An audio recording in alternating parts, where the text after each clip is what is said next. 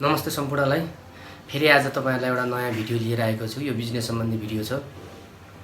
यो भिडियोमा म तपाईहरुलाई आज नेपालमा अबको समयमा 2020 पछाडी अथवा 2020 पछाडी अर्थात् भनौं यो कोरोना संक्रमणको महामारी पछाडी एकदमै फस्टाउन सक्ने बिजनेसहरु के हुन सक्छन्, यो भिडियोमा आज ती 5 वटा बिजनेसको बारेमा म आज तपाईहरुलाई व्याख्या र विश्लेषण गर्नेछु।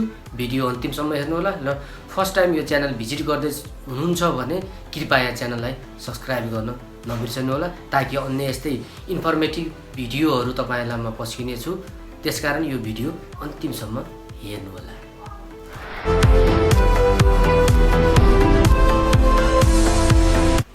अहिले वर्तमान परिवेशलाई हेर्ने हो भने नेपाल अथवा विश्वका कयौं मुलुकहरु लकडाउनको अवस्थामा घरैमा लक भएर बस्नु परेको छ। सम्पूर्ण बिजनेसहरु, अर्थतन्त्रहरु, विश्वका ठूला राष्ट्रहरु, युरोपियन कन्ट्रीहरु, अमेरिका, युरोपका कन्ट्रीहरु पनि अर्थतन्त्रमा मन्दी छाउने अवस्था देखिएको छ। ठूला मल्टिनेशनल कम्पनीहरु, व्यवसायहरु, बिजनेसहरु धरातल, तिनीहरुको धरातल भनेको के हुँदैछ? डाउन हुँदैछ, अहिले घट्दै छ, हरेक तरहले घट्दैछ। नेपालमा पनि यसको असुतो छैन। नेपालमा पनि ठूला जस्तै अब 220 भनेर अहिले पर्यटनसँग रिलेटेड बिजनेसहरु गर्नेहरु, होटल व्यवसाय गर्नेहरु, रिसोर्टहरु गर्नेहरु, ठूलो व्यवसायहरु गर्नेहरु पनि अहिले धराशायीमा परिरहेको अवस्था छ। किनभने लकडाउनले गर्दा यस्तो अवस्था सिर्जना गरेको छ र यो अवस्था कोरोना भाइरसको संक्रमण कहिलेसम्म हुने हो र कहिले अन्त्य हुने हो भन्ने कुरा कसैलाई पनि थाहा छैन। यो अवधि लामो पनि हुन सक्छ र अब केही समयपछि यसको मन्थन पनि हुन सक्छ। त्यसकारणले दिन प्रतिदिन बेरोजगारी संख्या बढिरहेको छ नेपालमा, अथवा विश्वमै बेरोजगारीको संख्या बढेको छ। नेपालबाट विदेश गएका 40 लाख युवाहरू पनि अब बिस्तारै नेपाल फर्किने क्रममा छन्, अनुकूल वातावरण पछाडी। त्यसपछि नेपालमा एउटा अर्थतन्त्रमा ठूलो मन्दी, बेरोजगारीको ठूलो व्याप्त समस्याहरू आउन सक्ने हामी सजिलै कल्पना गर्न सकिन्छ। त्यसकारणले अब यस्तो परिस्थितिमा नेपालमै बसेर हामीले आफ्नो ठाउँबाट कस्ता बिजनेसहरु गर्न सकिन्छ भन्ने कुरा, अब कस्ता खालका बिजनेसहरु यो महामारी पछाडी अथवा अबको जेनेरेसनमा कस्ता बिजनेसहरु गर्दा हामीलाई फाइदा हुन्छ र कस्ता बिजनेसहरु अबको जेनेरेसनमा माथि जान्छन्, आर्थिक रूपमा चाहिँ उच्च स्तर हुन्छ, त्यो बिजनेसको बारेमा आज तपाईलाई म छलफल गर्दैछु। त्यसमा फर्स्टमा 1 नम्बरमा छ एग्रिकल्चर। एग्रिकल्चर हुन त यो सनातन कालदेखि, पहिली परम्परादेखि गर्दै आएको बिजनेस हो। त्यसैलाई पनि त्यही एग्रिकल्चरमा विभिन्न अब भेजिटेबलको फर्महरु भयो, विभिन्न फर्महरु खोल्न सकिन्छन्। त्यसमा पनि अझ हामी अब यो महामारी पछाडी, कोरोना भाइरसको संक्रमणको महामारी पछाडी मानिसहरु हेल्थसँग एकदमै कन्सियस भएका छन् र सबै मान्छेहरु अर्गानिक फुडहरु खान चाहन्छन्। अर्गानिक भेजिटेबल र अर्गानिक फुडको प्रोडक्सन अथवा त्यसको चाहिँ सप्लाई गर्ने बिजनेसहरु अबको समयमा एकदमै राम्रो चल्ने देखिन्छ। किनभने मान्छेहरु अब हेल्थसँग एकदमै कन्सियस भएका छन्। त्यसकारणले मान्छेहरु हेल्दी फुड अथवा अर्गानिक फुडहरु, अर्गानिक भेजिटेबलहरु खान मान्छेहरु अथवा त्यो उपभोग गर्न मान्छेहरु एकदमै लालायत भएको अबको टाइममा देखिन्छ। त्यसकारण योसँग रिलेटेड जुनसुकै फिल्डहरु, जस्तै अब यसको उत्पादन भयो, कृषि फर्महरु खोल्नेदेखि लिएर यसको सप्लाई गर्नेदेखि लिएर अथवा यसको रिटेलर, सेलर, बेच्नेदेखि लिएर सम्पूर्ण कामहरु हामीले गर्न सक्यौं। त्यो पनि अर्गानिक प्रोडक्टको रूपमा, अर्गानिक प्रोडक्टहरुलाई विशेष फोकस दियौं भने यो बिजनेस अब नेपालमा एकदमै फैलाउने अवस्थामा छ। अब नम्बर 2 मा जाम ग्रोसरी एन्ड वाटर सप्लाई। अब हामीलाई थाहा छ, जतिसुकै महामारी भए पनि, जतिसुकै बन्द हडताल भए पनि हाम्रो राशन पसल अथवा किराना पसलहरुमा चाहिने सामान, दैनिक उपभोगका सामानहरु हामीलाई जहिलेसुकै चाहिरहेको छ, जहिलेसुकै चाहिन्छ। बिहानै दिउँसै बेलुकै हामीले उपभोग गर्ने सामानहरु, तिनको प्रोडक्सन अथवा तिनको सेल्स पनि नेपालमा राम्रो हुनेवाला छ। त्यो हुँदै थियो र हुनेवाला पनि छ। जस्तै जुनसुकै महामारी पहिला तपाईको नाकाबन्दीको बेलादेखि लिएर भनौं कि नेपाल बन्ददेखि लिएर विभिन्न उसमा पनि ती प्रोडक्टहरुको तिनको सप्लाई अथवा तिनको व्यापार व्यवसाय एकदमै राम्रो हुनेवाला छ। त्यसैमा मैले वाटर सप्लाई भने, जस्तै तपाई यदि शहरी इलाकामा हुनुहुन्छ भने पानीको सप्लाईहरु अहिले हुन त भइरहेको छ। जारको पानीहरु, मिनरल वाटरको सप्लाईहरु, गाडीमा अब पानीहरु, यो बोरिङको पानीहरु, त्यसको व्यवसाय पनि अझ राम्रो, अझ फस्टाउन फस्टाउँदै जाँदैछ, किनभने सहरी इलाकामा राम्रो खानेपानीको सुविधा नभएको कारणले त्यो व्यवसाय पनि अझ फस्टाउँदै जानेछ। यो व्यवसायलाई फेरि तपाईँको कुनै बन्द हडतालले पनि छेक्दैन, कुनै महामारीले पनि छेक्दैन। यो 24 घन्टा 12 महिना चलिराख्ने बिजनेस हो। यो बिजनेस पनि नेपालमा एकदमै राम्रो हुने देखिन्छ। अर्को 3 नम्बरमा छ न्युज एन्ड कम्युनिकेसन। अर्को भनेको न्युज एन्ड कम्युनिकेसन, जस्तै न्युज अब अहिले तपाईँले हेर्न सक्नुहुन्छ नेपालमा अथवा विभिन्न विश्व घटनाक्रमहरू दिनदिनै केही न केही घटनाहरू भाइरल भइरहेका छन्, कुनै न कुनै न्युजहरू भाइरल भइरहेका छन्। त्यो न्युजलाई लिएर आफूले कुनै एउटा न्युज च्यानलहरू अथवा ब्लग राइटिङहरूदेखि लिएर अथवा युट्युबमा एउटा कुनै न्युज च्यानल सम्बन्धी तपाईँले रन गर्नुभयो भने पनि त्यसबाट राम्रो चाहिँ नि व्यवसाय, त्यसलाई व्यावसायिक रूपमा राम्रो गर्न सकिने अवस्था छ। अथवा तपाईँ कुनै टेलिभिजन च्यानल, रेडियो अथवा कुनै जर्नलिजमको क्षेत्रमा गर्न सक्नुहुन्छ भने यो व्यवसाय पनि जतिसुकै महामारी भयो झन् धेरै यो व्यवसायको अपर्च्युनिटी झन् बढ्दछ। त्यसकारण कुनै पनि महामारीले हामीलाई समस्या मात्र ल्याउँदैन, अपर्च्युनिटी पनि ल्याउँछ। त्यसै कारणले यो व्यवसाय कम्युनिकेसन अथवा यो न्युजको सेक्टरको व्यवसाय पनि नेपालमा राम्रो फस्टाउँदै आएको छ। र अझै पनि यस्ता च्यानलहरू तपाईँले राम्रोसँग न्युजहरू रिपोर्टिङ गर्न सक्ने, न्युजहरू कलेक्सन गर्न सक्ने, त्यसलाई आफ्नो भिडियोको माध्यमबाट, ब्लग राइटिङको माध्यमबाट, आर्टिकलको माध्यमबाट जर्नलिजमको क्षेत्रमा पनि यो व्यवसाय तपाईँले गर्नुभयो भने पनि यो पनि एकदमै राम्रो हुने देखिन्छ। त्यस्तै अब जाउँ 4 नम्बरमा जाउँ medical and drug store. Medical and drug store, अब यो मेडिकल एन्ड ड्रग स्टोर यो पनि एकदमै मान्छेको आधारभूत आवश्यकताको पनि एकदमै बढी आवश्यकता भएको पाइन्छ। यसलाई पनि कुनै बन्द हडतालले, कुनै महामारीले कसैले पनि यो व्यवसायलाई छेक्दैन। जस्तै अहिले तत्कालको परिस्थितिमा हेर्ने हो भने लकडाउनको अवस्थामा पनि यी व्यवसायहरू जस्तै फार्मेसीहरू, आयुर्वेदिक फार्मेसीहरू, एलोपेथी फार्मेसीहरू, होमियोपेथी फार्मेसीहरू मजाले चलिरहेका छन्। अझ यिनको व्यवसाय अझ बढिरहेको छ।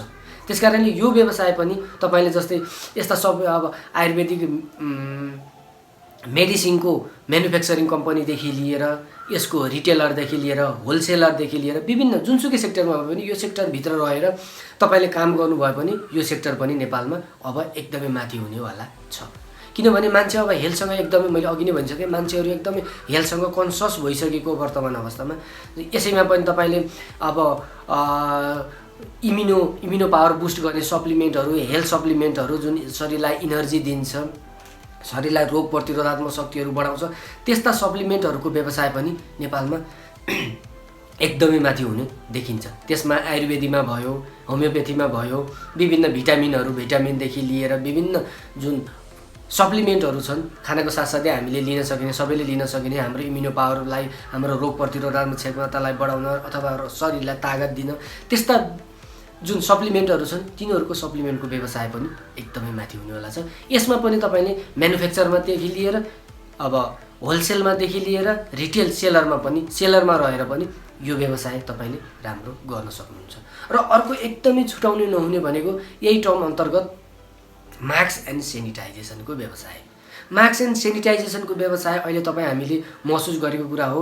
अलि पहिलासम्म मास्क र सेनिटाइजर बजारमा अभाव थियो र अहिले आएको छ, त्यही पनि एकदमै गुणस्तरहीन छ। गुणस्तर त्यति राम्रो, सबै सेनिटाइजर, सबै मास्कहरूको गुणस्तर त्यति राम्रो छैन। जुन इन्डियन कम्पनी, चाइनिज कम्पनीहरूले उत्पादन गरेको तुलनामा नेपाली म्यानुफ्याक्चर भएका यिनीहरूको त्यति राम्रो छैन। छन त राम्रो छ, तर त्यति राम्रो क्वालिफाइड छैन। त्यसकारणले यो सेक्टरमा पनि तपाईँले अब लगानी गर्नुभयो अथवा यो सेक्टरमा पनि तपाईँले त्यसको जस्तै मास्कहरूको, सेनिटाइजरहरूको म्यानुफ्याक्चरिङ गर्नेदेखि लिएर त्यसलाई उत्पादन गर्नेदेखि लिएर त्यसको रिटेल बिक्री गर्नेसम्म लिएर त्यसको व्यवसाय पनि नेपालमा एकदमै फस्टाउने देखिन्छ। किनभने यो मास्क र सेनिटाइजर भनेको नेपालमा यो कोरोना भाइरसको लागि मात्र होइन, यो अब जुनसुकै भाइरसको लागि, स्वास्थ्यका लागि मान्छेले अब यो उपभोग गर्ने अत्यन्तै अति आवश्यकको वस्तुमा अन्तर्गत पर्न थालिसकेको छ। घर घरमा सेनिटाइजर हुनेवाला छ, अफिसको ढोकामा सेनिटाइजर हुनेवाला छ, विभिन्न ब्याङ्क सहकारीहरूको अफिसको ढोकामा सेनिटाइजर राख्नुपर्ने अवस्था छ। सरकारी कार्यालय, प्राइभेट कम्पनीहरू जहाँ पनि, जुनसुकै कम्पनीमा पनि, जुनसुकै ठाउँमा पनि फर्स्टमा ढोकामै जाने बित्तिकै हामीले के देख्छौँ? अब सेनिटाइजरहरू देख्छौँ।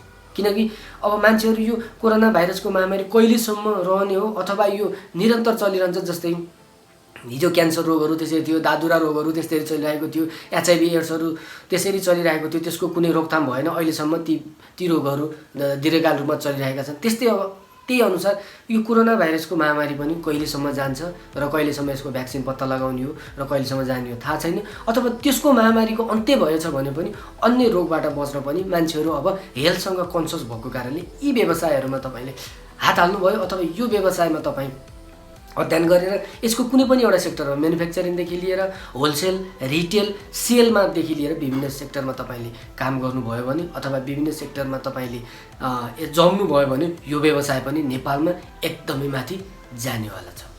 अब अर्को भयो तपाईँको मेन भनेको अबको जेनेरेसनमा जाने भनेको अनलाइन स्टोरहरू। अब जुनसुकै व्यवसायहरू पनि तपाईँले यदि अनलाइन गर्न सक्नु भएन भने त्यो व्यवसाय अब त्यति राम्रो हुनेवाला देखिँदैन। किनभने मान्छेमा अब घरै बस्ने बानी परिसक्यो। अब भोलि आएर चाहिँ यो कोरोना सङ्क्रमणको अन्त्य भइसकेपछि पनि मान्छेहरूको ह्याबिटै त्यस्तो परिसक्यो। अब बाहिर भिडभाडमा जाने, सपिङ मलहरूमा जाने, सपिङ गर्ने, ठुल्ठुलो सभा समारोहमा भिडभाडहरूमा जाने ह्याबिटहरू बिस्तारै बिस्तारै कम हुन्छ। किनभने अब जस्तै अहिले यो कोरोना भाइरसको सङ्क्रमणले के गरिरहेछ, सोसल डिस्टेन्स अथवा सोसल डिस्टेन्स कायम गर्नुपर्ने भएको छ। त्यस कारण मान्छेहरू भिडभाडमा जान रुचाउँदैनन्, घरमै बसेर सपिङहरू गर्न रुचाउँछन्। त्यसकारण तपाईँ जुनसुकै पसल गर्नुहुन्छ, जस्तै कपडा व्यवसाय गर्नुहुन्छ त्यसलाई नि अनलाइनमा लानुहोस्।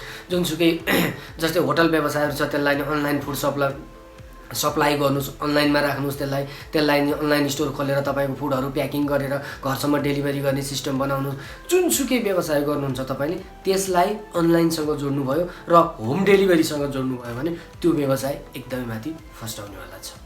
मान्छेहरू अब कुनै पनि होटलमा गएर खाना खाउँ बसौँ भन्ने तत्कालमा अब मान्छेहरूलाई त्यो खालको मेन्टालिटी अब बिस्तारै घट्दै गएको छ। मान्छेहरू अब डराउँछन्, रोगको कारणले डराउँछन्, विभिन्न कुराहरूले डराउँछन्। मान्छेहरू जाने त्यो ठुलो ग्यादरिङ गर्ने त्यस्तो व्यवसाय त्यस्तो गर्न बिस्तारै बिस्तारै मान्छेहरूको ह्याबिट कम हुँदै जान्छ। त्यस कारणले यो व्यवसायलाई तपाईँले अब समय अनुकूल यसलाई चाहिँ यो फर्मेटलाई तपाईँ चेन्ज गरेर यसलाई अनलाइनमा लानुभयो भने, जस्तै हुन त अहिले नेपालमा यस्तो अनलाइन सिस्टमहरू खुलिसकेको छ। जस्तै अब विदेशमा हेर्नु भने अलिबाबाहरू भयो, एमाजोनहरू भयो। अहिले नेपालमा दराजले पनि राम्रो खालको अनलाइन मार्केटिङ गरिरहेको छ। त्यसमा पनि विभिन्न अनलाइन स्टोरहरू राखे। त्यस्तै जस्तो तपाईँहरूले पनि एउटा अनलाइन स्टोरहरू खोल्नुभयो भने तपाईँको जुन व्यवसाय गर्दै हुनुहुन्छ, जुन आफूले काम गर्दै हुनुहुन्छ त्यसलाई अनलाइनमा लानुभयो भने पनि यो अनलाइन व्यवसाय अथवा अनलाइन स्टोर, इकमर्स वेबसाइटहरू अब नेपालमा एकदमै चल्नेवाला छन्। अथवा यो सम्बन्धी तपाईँ अब विज्ञ हुनुहुन्छ, यो सम्बन्धी तपाईँले एप्सहरू बनाउन जान्नुहुन्छ भने यो एप्सहरू डेभलप गर्ने कामहरू पनि एकदमै बढ्नेवाला छ। योसँग तपाईँलाई कुनै स्पेसल नलेज छ भने यो अनलाइनमा तपाईँले टिचिङ गराउन सक्नुहुन्छ। जस्तै अहिले अब स्कुलहरू, कलेजहरू बन्द भएको अवस्था छ। भोलि होइन यो अवधि कहिलेसम्म जाने हो, कति समयसम्म लङ हुने हो भन्ने कुरा कसैलाई पनि थाहा छैन। त्यस कारणले तपाईँ कुनै विषयमा, कुनै क्षेत्रमा स्पेसल हुनुहुन्छ भने तपाईँले अनलाइनको थ्रुबाट मान्छेहरूलाई टिचिङ गराउन सक्नुहुन्छ, अब पढाउन सक्नुहुन्छ, कुनै स्पेसल कोर्सको बारेमा सिकाउन सक्नुहुन्छ। अब यी सबै कामहरू हामीले जति काम व्यावहारिक रूपमा गर्थ्यौँ ती कामहरूलाई अब हामी यदि अनलाइनमा ल्यायौँ भने, डिजिटल मार्केटिङमा ल्यायौँ भने तिनीहरूको व्यवसाय पनि एकदमै माथि उच्च हुनेवाला छ। त्यसैले अब यी 5 व्यवसायहरूमा तपाईँहरूले ध्यान दिनुभयो भने यी व्यवसायहरू मैले देखेको यी व्यवसाय यीभन्दा अरू व्यवसायहरू पनि हुन सक्छन्। तर मुख्य रूपमा अहिले मैले यो 1-1.5 महिनाको अवधिमा लकडाउनमा बसिरहेको अवस्थामा मैले रिसर्च गरेर हेर्दाखेरि यी व्यवसायहरू अब नेपालमा एकदमै फस्टाउनेवाला छन्। त्यस कारणले यी व्यवसायहरूको कुनै पनि सेक्टरमा रहेर तपाईँले काम गर्न सक्नुभयो भने तपाईँको भविष्य उज्जवल हुन्छ, नेपालको पनि अर्थतन्त्र उकास्न सहयोग पुग्नेछ। हस् त।